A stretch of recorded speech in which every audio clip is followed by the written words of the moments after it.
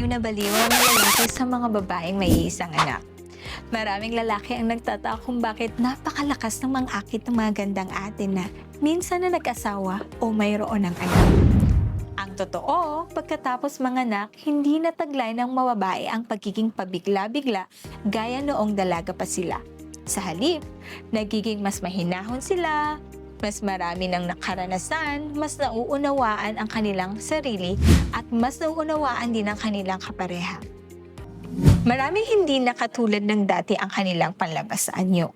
Maaaring magbago ang balat o maaaring mag-iba ang katawan, ngunit ang emosyon na pagkahinog, nagiging banayad ang pagkababaeng enerhiya ay tunay na dahilan kung bakit pangmatagalang naaakit sa kanila ang ibang tao. Iyan din ang dahilan kung bakit napakaraming babae or lalaki ang naghahanap ng ligtas na pangmatagalang solusyon upang suportahan ang sexual na kalusugan ng kalalakihan.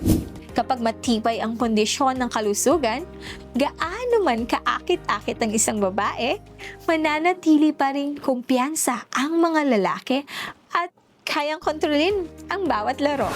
Huwag mong hayaang manatili ka sa kahinaan. Mag-message ngayon para sa libre, pribado at confidential na konsultasyon.